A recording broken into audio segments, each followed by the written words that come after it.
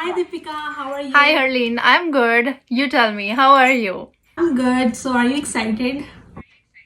Yeah, I'm pretty much excited. So, we just recorded the part 1 of this video. I hope you guys have already checked that out. So, for this video, I'm pretty excited and wanted to share so many things about college life. Yeah, so let's get started. My first question for you is why did you choose college over university? To be very honest, while answering this question, I would say I always wanted to go for university because I was done with my bachelor's from India. But when I was trying to apply to different colleges in the Canada, so I just saw that for university, the minimum requirement is they need 4 years of program. Whereas the course which I did from India was BSc Medical, and that was just 3 year program. So to make it equivalent, I have to go for 4 year program. So I was just thinking that I have to save my time. I'll not going to do 4 year program from India and then I will be applying to Canada. So that's why I just thought that I'll go for some program. So I browsed about so many programs. So I just came across this program that is post-secondary biotechnology fast track. So this is equivalent to a bachelor's degree. So this is a diploma, but I got admission directly into third semester. So afterwards I studied like third, fourth, fifth, sixth semester. So that was like equivalent to a degree only. So that's why I went for this program and I dropped the idea of choosing university. Well, I think that's a really good idea. Doing a fast track program, which is equivalent to a bachelor's degree, is also a really good program. I know a lot of students who are in medical and are watching this video. So I would recommend that if you're planning to do masters, go for a 4 years degree, right?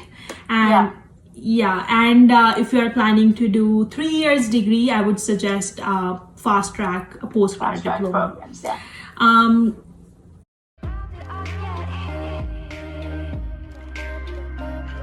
My second question for you is wasn't you ever interested in doing nursing instead of biotech? Well, like, what was one thing? Okay, so my mom is a nurse, so like she has experience of 10 years in India, so she always wanted me to become a nurse. So to be honest, I have a really blood phobia. So when I see blood, I have some feeling in my heart that I feel so nauseous about it, and I feel that I can never do nursing at all in my life. So I've tried to do that. I've tried to do what you say AIMS test as well. I gave so many tests in India also that I thought maybe at some point I will cover all my mom's dream that she's having all the desires. So in order to cover all those, I just thought that mom, it's okay, I can do for nursing, I can go for nursing, I'll become a doctor. But after some point when I just did 2-3 labs in my college only handling blood, to be honest, I fainted. So that's just not my cup of tea. I can never go for nursing at all. And also I believe that when you wanted to become nurse, you have to be very hardworking. You have to work day night all the time, you're with your books. But whereas I am such a person who is like very lively, wanted to enjoy my life as well, wanted to enjoy my personal life as well, so I just can't stick to one thing all the time. So that's why I am not a nurse thing at all. Pretty sure that you are doing something that is in great demand. Like biotech is in great demand in Canada, so I'm pretty sure you're doing great.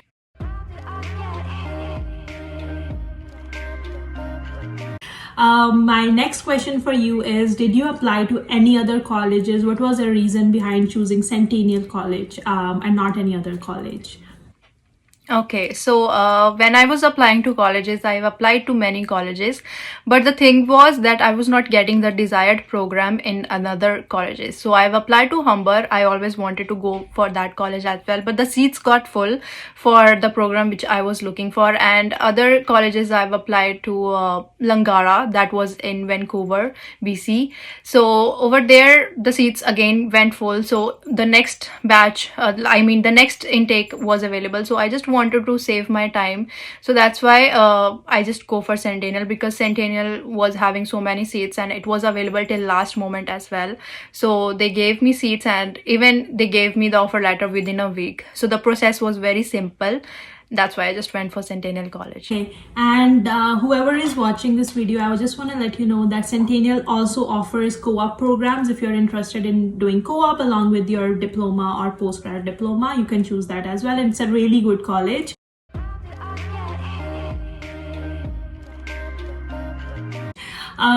My next question is, what is your approximate per semester tuition fee? How much did you pay on your own, if you paid, and how much did your parents help in that?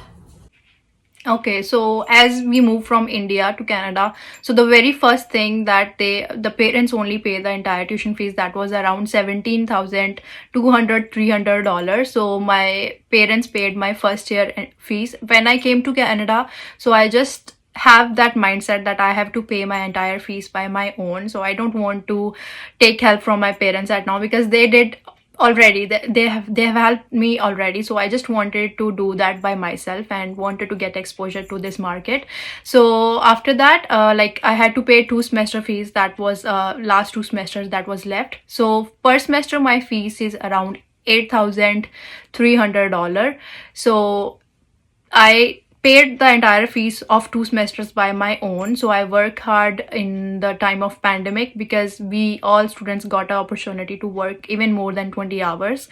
So in that timing I was doing 2 jobs, so that's why I was able to pay my entire fees for that semester. And for the first semester, like the very first semester that you after came here, you have an opportunity that you can save your GIC, and all the income, all the money is in their GIC account, so you can pay or get help from your GIC. And secondly, if you'll get job at a very like frequent time, or like after 1 month or even after a few weeks, then it's very easy for you to pay your entire fee. Well, I would say salute to you for working 2 jobs, especially in pandemic, because I know it is a really hard situation in Canada. Like you are at risk when you're working, but you still did, and it's great that you were able to pay your tuition fee.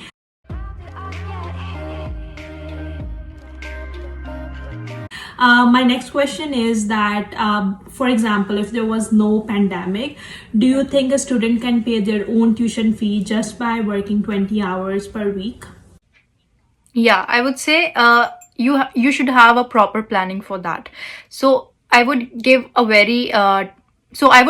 tip to you. So if you're watching this video, so make sure you're saving your GIC when you just came here. Make sure you're having like $1,000 or $1,200 from India when you came here. So just use that money in your like first expenses, if you're getting something for your household products, or if you're taking a new room in here, or any new expenses that you are doing while coming to Canada. So use that money, that $1,000 which you get from India. So just consider that GIC is just the saving account. You have to save as much as you can. So the GIC that you first got is $2,000, and every month you get around $600. So 2,000 is a lot. If your fees is like around 8,000 for semester, you have to pay 4,000. You have to, like, if I deduct 2,000 from that, you have to save 6,000 more. So 6,000 you can actually save if you'll get a job in your first week only. For a job, you just need to apply to as many places as you can, so you can get the job very easily. As if you're having so many opportunities here, you can get a job very easily, and then just start applying. If you have a jobs in your like first month only, then of course by working for 20 hours only, you can pay your entire fees. Yeah, so that's a great tip that she gave, that save your GIC and start finding a job when you come here, so that it's easy to manage your expenses on your own.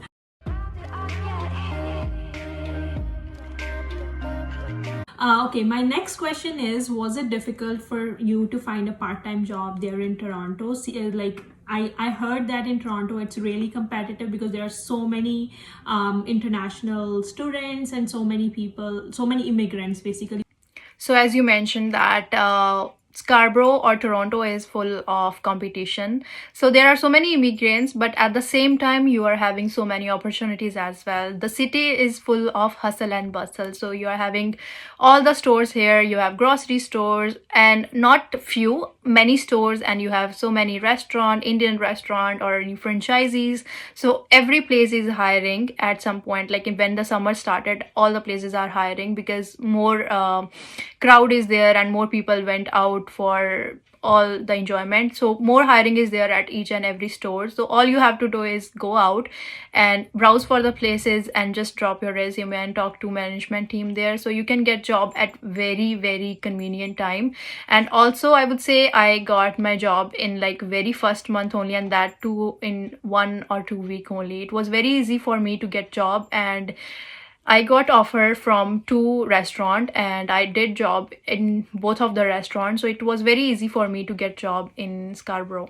Yeah, I totally agree that it's just the nervousness that we have when we come, but it's not that hard to find a job if you like. If you really want a job, like you drop your resumes everywhere, all the grocery stores nearby, and so it's not that hard. Well, thank you for answering that.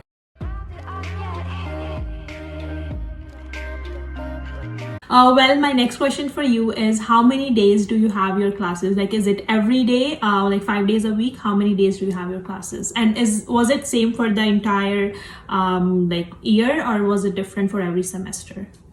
Okay, when I talk about Centennial College, so most of the Centennial College students cry only of this reason, because in the very first semester when you come to such a place far from your home country, and then you experience that you are having classes for almost each day. So in my very first semester I had classes for 5 days. So the classes were not like very packed. I had class 1 in the morning, and then second day I had class like in the morning and afternoon as well. Whereas like I had classes 1 per day, some day 2 per day. So in that time I was balancing my theoretical and lab work as well. So only for that reason I had classes for 5 days for very first semester. But as soon as my other semester started, so in my like second semester I had classes only for 4 days. Whereas for last 2 semester I had classes only for 3 days, which was very easy for me. Maybe in the very first semester they are just helping you to balance your life in Canada, and they are just making you aware of the surroundings so that you can go to campus for 5 days and get to know about the surroundings over there and get familiarized. So only for that reason maybe they are having classes for 5 days. Whereas I would say the Centennial may make your classes in the very semester for 4 days and 3 days as well, because we are having only 1 class and we are going to campus for 1 class.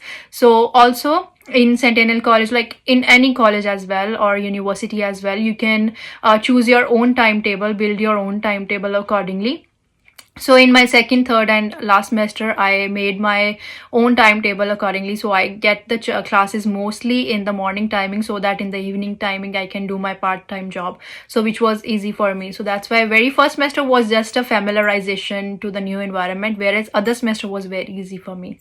Yeah, that's exactly how it works. For even for university, we have like classes all over the place. Sometimes it's in the morning, sometimes it's evening. So there is no fixed schedule. It really depends on the program and college and university that you choose. I think that were pretty much the questions that I had for you, Deepika. I would like to thank you so much for coming to this channel and answering all these questions. I'm pretty sure my audience would love it and will answer a lot of those questions. Any tip, any advice that you would like to give to the students who are planning to come here?